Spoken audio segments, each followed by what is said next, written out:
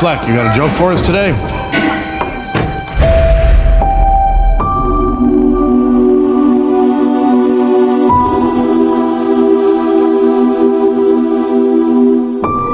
We use music to make us whole, to balance the fractures within ourselves.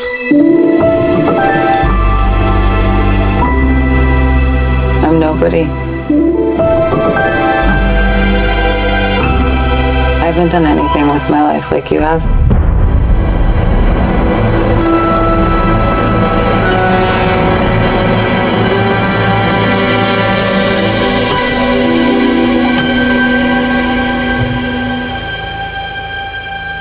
Let's get out of here.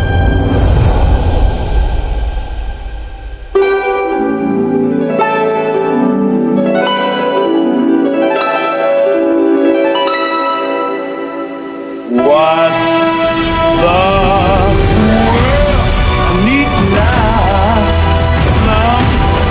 is the only thing that there's just too little of. What the world needs now is love, sweet love.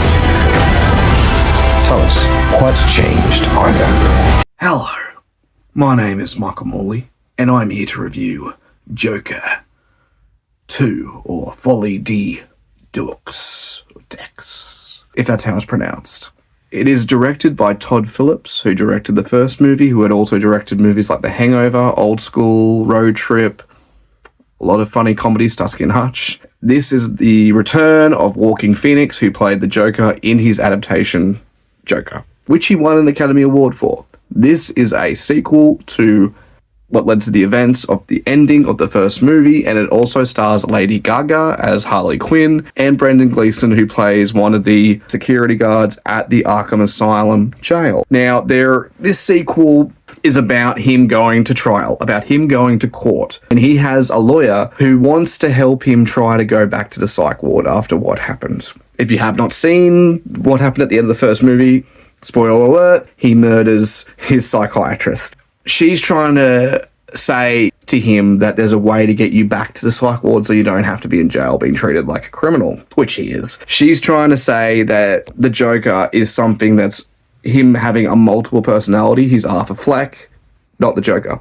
And that when he had done these things, the Joker was this multiple personality that had taken over to murder these people. And that's her way to try to get him to go back to the psych ward. And I thought that was an interesting idea. I was like, okay, that's cool. Multiple personalities. He's going into the court trial. And I really liked Brendan Gleeson. I think he's an incredible actor. He does a really good job playing this character who is a bit two-faced. He's nice to Arthur, and then he can be an absolute dick to him. He's back and forth. And Lady Gaga is incredible. She's a great singer. She's very charismatic. And for what she's given, she does a good job. And Joaquin Phoenix, phenomenal. He's a great actor. He elevates this movie. With these actors, everyone in this movie elevate this movie because of their performances. And I really enjoyed the first half of this movie. I did like the idea, and I thought having it be a musical was a very interesting idea. I mean, admirable, very admirable. And I loved the first half of this movie. But then when it got after the second act, I was like, where is this going?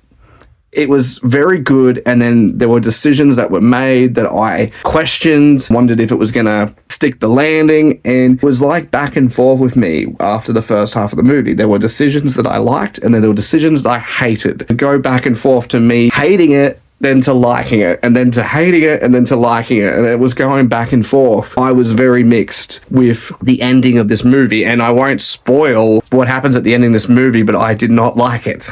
I did not like how this movie ended. Overall, the music, it's a hit or miss. There were moments in the movie where the music actually goes with the story. Not much, but there are a few musical scenes where it actually adds to the story. And there are others where it's more like a daydreaming sequence and it's a musical. They could have just cut those music scenes out and it would not have interrupted the plot of the movie at all. I feel like if it's going to be a musical, when they are singing, they have to have a story that's going on within the singing. Just like movies like The Greatest Showman, even Moulin Rouge, there's a story that's going within the music. There's a story that's happening. In my opinion, It's important to have a story going on within the music, and they didn't really do that. So I felt like it was kind of a wasted opportunity. I like the idea, and I thought it was very admirable for him to do this, but the execution it could have been better. It wasn't bad, but it could have been a lot better. The thing that saves this movie is the performances. This is what makes the movie better. If you didn't have Walking Phoenix in this movie would have been a train wreck. Do I recommend this movie? Did you like the first one?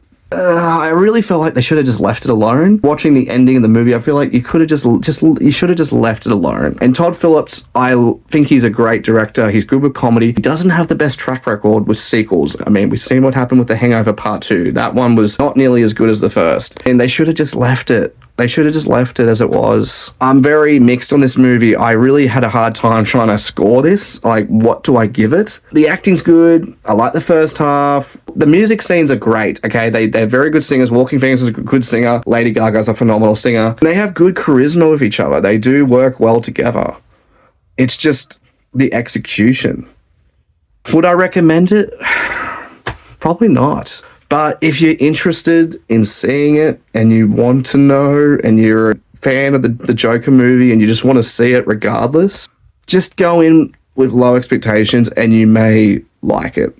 6 out of 10. I'll tell you what's changed. I'm not alone anymore. That's what we should be talking about.